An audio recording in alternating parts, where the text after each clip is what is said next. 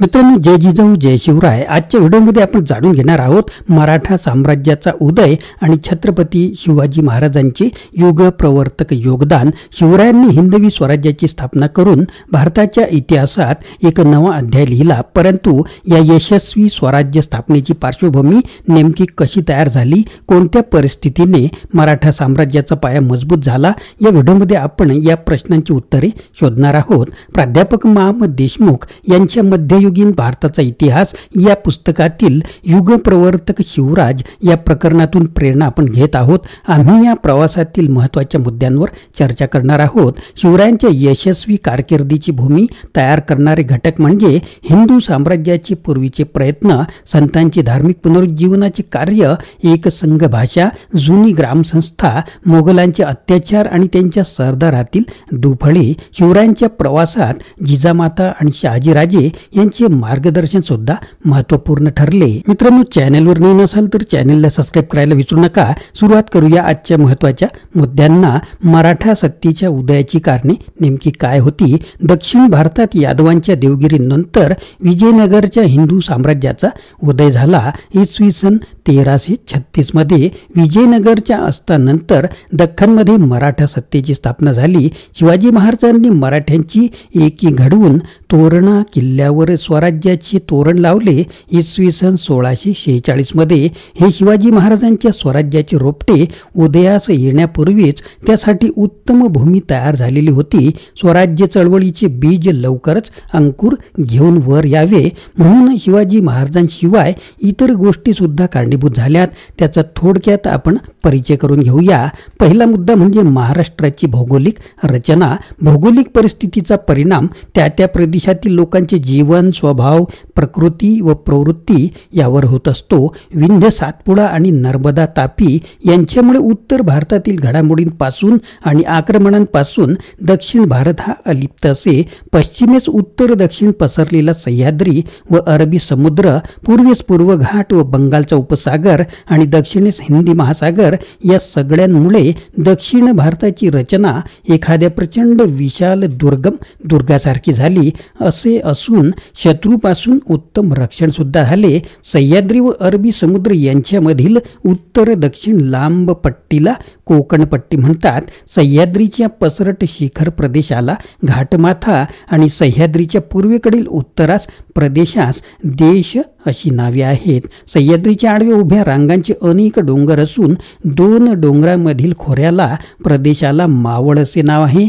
अशी एकंदर 24 मावळ असून तेथील लोकांना मावळे म्हणत. प्रत्येक मावळातून निदान एक नदी वाहते. प्रत्येक मावळात 50 ते 100 खेडी असून ती देशमुखांच्या ताब्यात असत. येथील खडबडीत नापीक जमीन, अपुरा पाणीपुरवठा, अपुरी खते आणि अद्ययावत साधनांचा अभाव या सर्व गोष्टींमुळे पोटापुरते पीक निघत असे. म्हणून येथील लोकांजवळ भरपूर पैसा कधीच जमला नाही. संपत्ती नसल्यामुळे मराठे हे विलासी, व्यसनी आणि आळशी जीवन जगू शकत नव्हते. परिस्थितीमुळे त्यांना सतत उद्योग करणे आवश्यक होते. त्यामुळे सर यदुनाथ सरकार यांच्या म्हणण्याप्रमाणे परिस्थितीमुळे मराठ्यांच्या अंगी स्वावलंबन, धाडस, चिकाटी, आत्मसंयम, नम्रता, कणखरपणा, साधेपणा आणि खरपूस सरळपणा, समानता, स्वाभिमान अशा गुणांची वाढ झाली. चीनी प्रवासी ह्युत्संग इसवी सन 630 ते 45 यांनी सुद्धा मराठ्यांच्या शौर्याचे व स्वभावाचे वर्णन केले आहे. ते कसे पहा. उद्योगाचे घरी रिद्धी सिद्धी पाणी भरी या म्हणीनुसार मराठ्यांनी सतत उद्योग करून महाराष्ट्रातील नद्यांच्या पाण्याचा व गाळाचा योग्य उपयोग केला आणि आपले उत्पन्न वाढविले. दूध दुभते सुद्धा केले. सह्याद्रीच्या शेकडो डोंगरी किल्ले हे असून हजारो खिंडी, दऱ्या, गुहा, उंच कडे आणि घनदाट झाडी सुद्धा आहेत. अशा प्रदेशात किल्ल्यांच्या आश्रयाने गनिमी काव्याने लढून प्रचंड शत्रूसहित सहज त्यांना संपविता येत असे. या परिस्थितीचा मराठ्यांनी चांगलाच उपयोग करून घेतला. यामुळे कोणत्याही आक्रमक शत्रूला हा प्रदेश एका स्वारीत जिंकता आलाच नाही. आता पाहूया मराठे कोण आणि मराठे म्हणजे काय? चीनी प्रवासी व्ह्योत्संग 630 ते 45 याच्या म्हणण्याप्रमाणे मराठी हे स्वाभिमानी, शूर व साधे आहेत. उपकारकर्त्याबद्दल ते कृतज्ञ असतात, पण ते आपल्याला दुखविणाऱ्याचा सूड उगवल्याशिवाय स्वतःचा जीवसुद्धा धोक्यात घालून अपमानाचा बदला घेतात. संकटात सापडलेल्या शरणागताला मदत करण्यासाठी मराठी प्राणांचीही पर्वा करीत नाहीत. ते शत्रूला सावध करून सूड घेतात. मराठी अभ्यासू सुद्धा आहेत.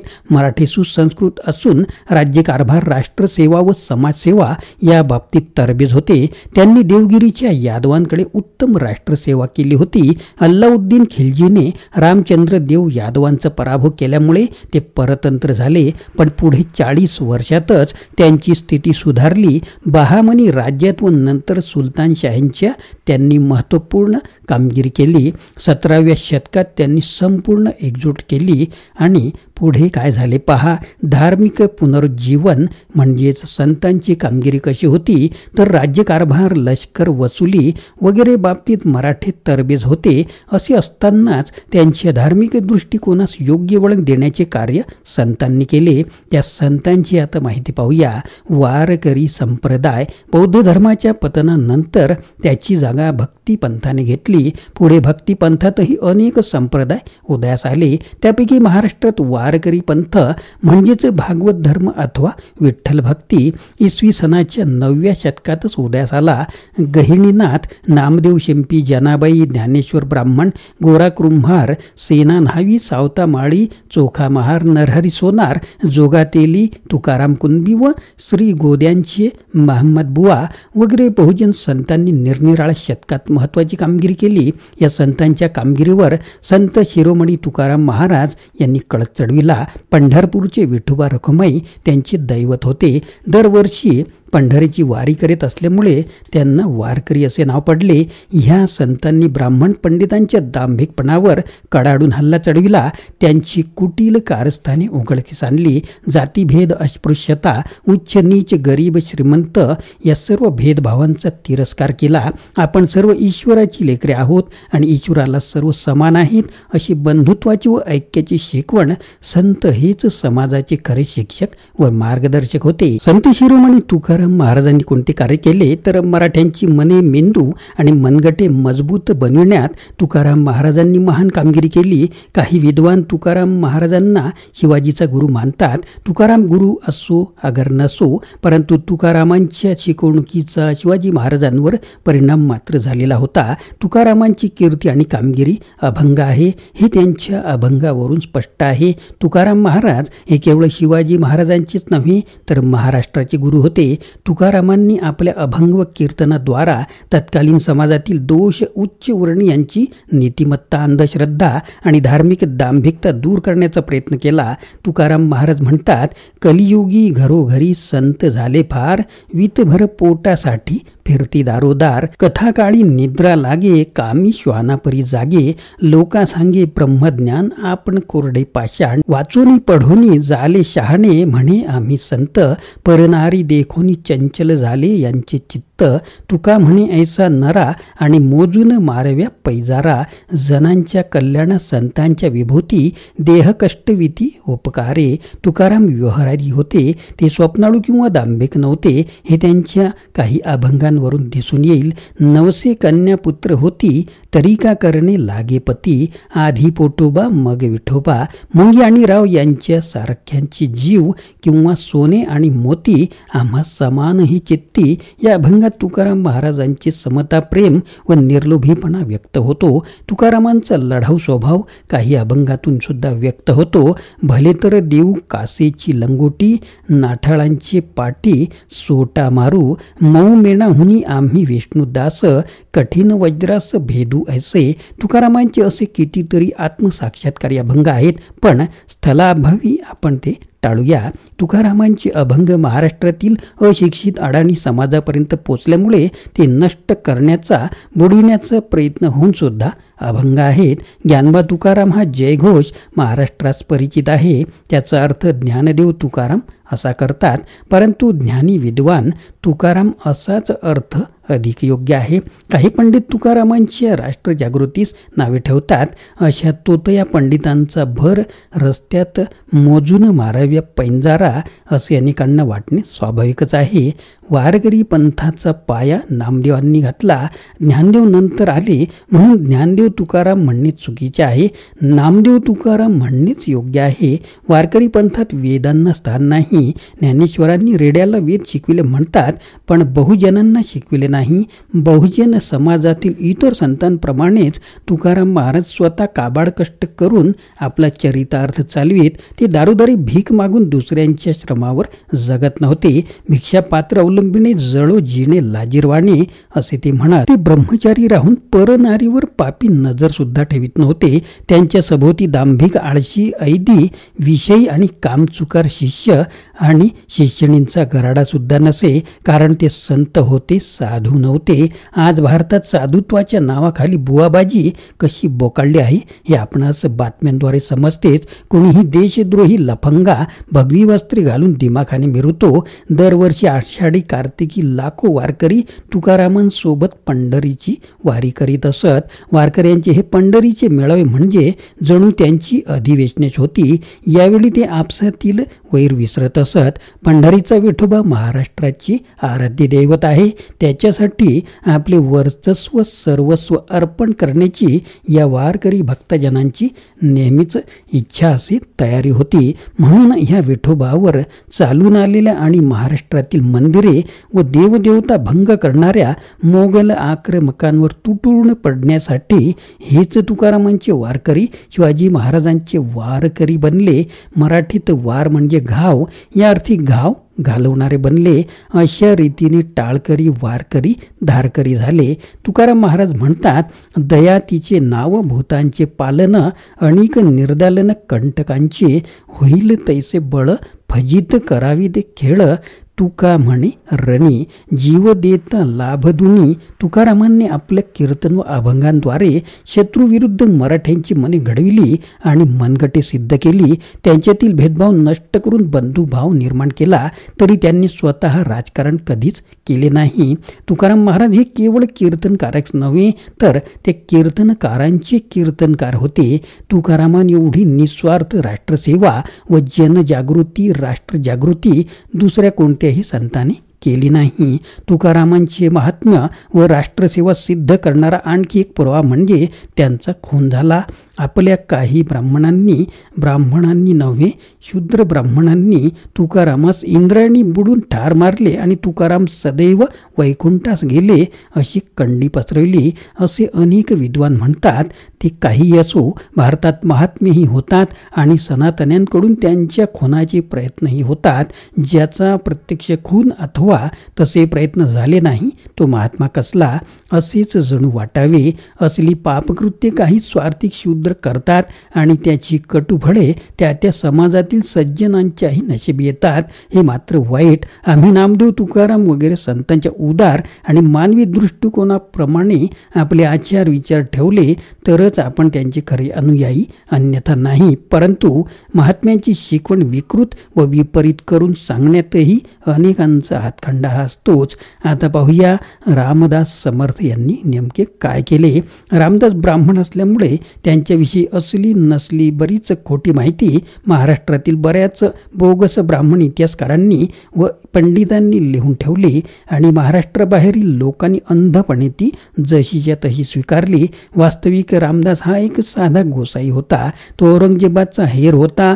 शिवाजींचा गुरु मुळीच नव्हता वगैरे प्रकारची रामदासांसंबंधीची वक्तव्ये व लिखाण महाराष्ट्रातील काही विद्वान व इतिहास संशोधक करताना आढळतात. त्या संबंधी पुरावे सुद्धा देतात. अधिक माहितीसाठी तुम्ही प्राध्यापक माम देशमुख लिखित रामदास आणि पेशवाई हा ग्रंथ वाचू शकता असे येथील लेखकांचं मत आहे. रामदासांविषयी कोणी काही म्हणो, पण त्यांचा दासबोध हा संसार उपयोगी ग्रंथ म्हणजे ब्रह्मचारी रामदासांनी केलेला एक चमत्कारच होय.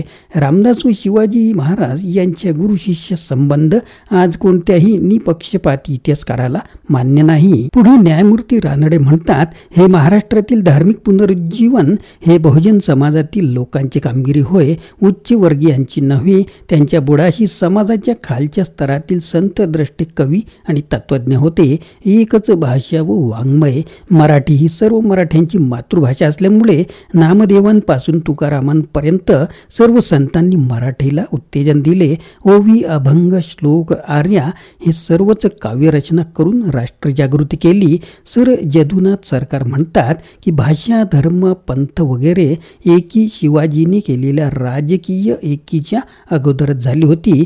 ज्या काही गोष्टींची परिपूर्ती व्हावायची होती ती शिवाजी महाराज व त्यांच्या नंतरच्या मराठ्यांनी केली.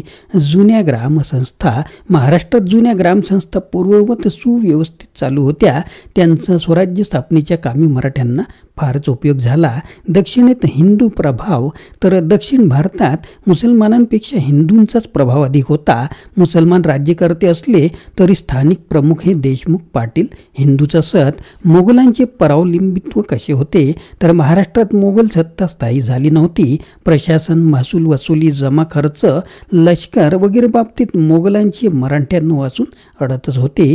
मराठ्यांना सह्याद्रीतील तेथील अवघड जागा माहिती होत्या. धर्मचळ कसा होता तर दक्षिण भारतातील बहामनी राज्यांच्या पतनानंतर उदयास आलेल्या विजापूर, अहमदनगर, गोळकोंडा वगैरे सुलतानशाह्या शियापंथी होत्या. काहींचे संस्थापक तर मूळचे हिंदूच होते. या सुलतानशाह्या इस्लाम धर्मी असल्या तरी सुद्धा सहिष्णू होत्या. काहींची सत्तासूत्री हिंदू चालवित असत, पण मोगलांनी मात्र या शिया सुलतानशाह्यांवर आक्रमणे करून धर्मछळ करायला सुरुवात केली. यामुळे मराठ्यांनी शिवाजी महाराजांच्या नेतृत्वाखाली मोगलांविरुद्ध प्रतिकार आघाडी तयार केली. स्वराज्य व स्वधर्म यासाठी मराठी वारकऱ्यांनी स्वप्राणाची बाजी लावली. मोगल सरदारातील दुफळी प्रचंड फौज घेऊन दख्खनवर चालून आलेल्या मोगल सैन्याचे नेतृत्व दोन सरदारांकडे असायचे. त्यांची एकमेकांशी पटत नव्हते. मराठ्यांनाही याबद्दल माहिती असायची, पण मोगल सरदार दुसऱ्या सरदारास यश मिळून बढती मिळू नये याची खबरदारी घेई. शिवाय मोगलांमध्ये इराणी, तुराणी वगैरे गटही होते. त्याचप्रमाणे दक्षिणेकडील दुर्बल सुलतानशाह्या सुद्धा होत्या. अहमदनगर व विजापूर या सुलतानशाह्या मोडकळीस आल्यामुळे त्यांच्या ताब्यातील प्रदेश जिंकून स्वराज्याची स्थापना करणे हे मराठ्यांना आता शक्य होणार होते. पुढे शहाजी राजांनी काय कार्य केले तर मराठ्यांच्या स्वराज्याचे संस्थापक शिवाजी महाराज असले तरी सुद्धा त्या स्वराज्याचे संकल्पक शहाजीराजे होते. त्यांनी अहमदनगरची बुडती निजामशाही वाचवण्यासाठी बलाढ्य मोगल सत्तेशी दिलेल्या धैर्यशाली लढा आणि दाखवलेला अतुल पराक्रम इतिहासात अजरामर आहे. शिवाजी महाराजांपूर्वी मोगल सत्तेला धैर्याने तोंड देणारा पहिला मराठी जहागीरदार म्हणजे शहाजीराजे हेच होय. शहाजीराजांची वीरता, धडाडी व मुत्सुद्देगिरी महान होती. शहाजीराजांच्या अनुभवांचा व सहकार्यांचा फायदा शिवाजी महाराजांना मिळाला. तात्पर्य मराठ्यांचे स्वतंत्र राज्य निर्माण करण्याचे कार्य शहाजीराजांनी सुरू केले होते. त्यातच राजमाता जिजामाता यांचे कार्यसुद्धा महत्त्वाचे आहे. स्वराज्याचे संस्थापक छत्रपती शिवाजी महाराज यांची जन्मदात्री विदर्भ कन्या जिजाबाईने मराठी सत्तेच्या स्थापनेसाठी केलेली कामगिरी फारच मोठी आहे. जिजाऊ ही देवगिरीच्या यादव वंशातील सिंदखेडचा राजा लखोजी जाधव यांची कर्तबगार कन्या होय. 12 जानेवारी 1598 रोजी सिंदखेड राजा येथे म्हाळसाबाई हिच्या पोटी जिजाऊंचा जन्म झाला. तत्कालीन मराठा महिलांप्रमाणे जिजाऊ स्वतः दांडपट्टा, अश्वारोहण वगैरे युद्धकलात पारंगत होत्या. प्रशासन कुशल सुद्धा होत्या. पती शहाजीराजे भोसले शत्रूंविरुद्ध शौर्याने लढून अनेक पराक्रम करीत असताना जिजाऊ घरी मुळमुळ रडत बसल्या नाही, तर त्यांनी जिजाऊंच्याही रोमारोमात मोगली सत्तेची चीड निर्माण झाली होती. त्यांनी बाल शिवाजीच तसे शिक्षण दिले. शिवाजी महाराजांनी एवढा धाडसी आणि पराक्रमी बनायला जिजाऊ ह्याच कारणीभूत होत्या. कारण त्यांनी लहानपणापासूनच त्यांची भीती नष्ट केली होती आणि त्याला जंगलात जाऊ नको, उन्हाळक्या करू नको, हलक्या पोरांबरोबर फिरू नको वगैरे प्रकारची पांढरपेशी भेकड शिकवण अजिबात दिली नाही. त्याला कोणतीही धाडसाची मोहीम अंगावर घेण्यास अडविले नाही. उलट उत्तेजनच दिले, आशीर्वाद दिले. विजयी शिवाजी महाराजांची पाठ थोपटण्याची महानता फक्त त्यांच्यातच होती. ती शिवाजी महाराजांच्या स्फूर्ती होत्या, शक्ती होत्या, तर ही थोपटण्याची महानता त्यांनी दाखवली होती त्याच त्यांच्या गुरु होत्या, सर्वस्व होत्या. जिजाऊ स्वतः घोड्यावर बसून लढल्या नाहीत, कारण महाप्रतापी पुत्र असताना तसे करण्याची त्यांना गरजच नव्हती. जसे वेलीची सौंदर्य तिच्या फुलांद्वारा प्रदर्शित होते, तसे मातेचे शौर्य त्यांच्या मुलांद्वारा व्यक्त होते. त्या माता निधन पावलेल्या संभाजीचा त्यांनी सांभाळसुद्धा केला. त्यानंतर त्यांना योग्य शिकवणसुद्धा दिली. दिनांक 17 जून 1674 रोजी रायगडाच्या पायथ्याशी पानचाड येथे जिजाऊंचे निधन झाले. अशा या मराठ्यांचे 2 छत्रपती घडविणाऱ्या जिजामातेची गणना केवळ भारतातीलच नव्हे तर जगातील सर्वश्रेष्ठ चारित्र्य संपन्न व राजकारण धुरंधर महिलांमध्ये करावीच लागेल. आतापर्यंत भारताच्या इतिहासात एवढी महान महिला दुसरी झालीच नसेल. तरी देखील जिजाऊंच्या कर्तृत्वाकडे आपल्या महाराष्ट्रीयन इतिहास पंडितांनीही दुर्लक्ष करावे. ही बौद्धिक विकृतीच नव्हे काय. छत्रपती शिवाजी महाराजांचे कार्य. छत्रपती शिवाजी महाराजांनी हिंदवी स्वराज्याची स्थापना केली. विजापूरचा सुलतान आणि दिल्लीचा औरंगजेब बादशाह यांना न जुमानता बराच प्रदेश काबीज करून शिवाजी महाराजांनी आपला राज्याभिषेक केला. छत्रपती ही पदवीसुद्धा घेतली. भगवा ध्वज स्वराज्याचे निशाण ठरविले.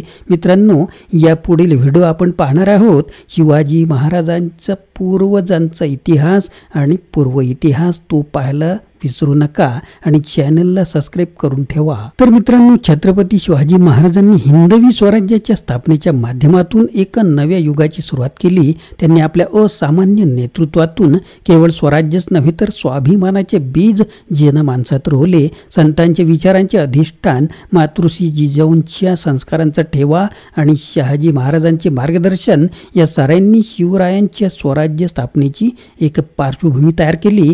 या स्वराज्य स्थापनेतून आपल्याला मिळालेली शिकवण आजही प्रेरणादायी आहे. स्वतःची ओळख आणि अस्मिता जपणे, धर्म व संस्कृतीसाठी लढणे आणि एकजुटीने उभे राहणे, शिवरायांचा हा प्रेरणादायी वारसा आपल्याला सदैव प्रेरणा देत राहील. मित्रांनो, आशा आहे की आजचा हा प्रवास तुम्हाला आवडला असेल. या ऐतिहासिक माहितीला अधिक लोकांपर्यंत पोहोचवण्यासाठी कृपया व्हिडिओला लाईक करा, शेअर करा आणि आपल्या प्रतिक्रिया आम्हाला कळवा.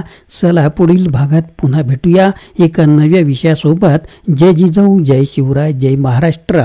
Video legal disclaimer. या व्हिडिओमध्ये व्यक्त केलेली माहिती, विचार आणि मते ही संपूर्णपणे लेखक, पुस्तक किंवा इतर संदर्भित व्यक्तींची मते आहेत आणि ती कोणत्याही प्रकारे मालक, निर्माता किंवा यूट्यूब चॅनलच्या विचारांशी संबंधित नसू शकतात. या व्हिडिओचा उद्देश केवळ शैक्षणिक आणि ऐतिहासिक माहितीपूर्ण स्वरूपाचा आहे. कोणत्याही प्रकारची चुकीची माहिती दिली असल्यास ती जबाबदारी सदर लेखकांची आहे. कोणालाही दुखवण्याचा आमचा हेतू नाही. आमचे यूट्यूब चॅनल किंवा व्हिडिओ निर्मात्यावर कोणत्याही विचारांबद्दलची कायदेशीर जबाबदारी येत नाही. पुस्तकातील विचार आणि संदर्भ यावर कोणतेही हक्क आम्ही दावा करत नाही. मित्रांनो, आपण कमेंट किंवा कोणतीही प्रक्रिया करताना याचा विचार करावा.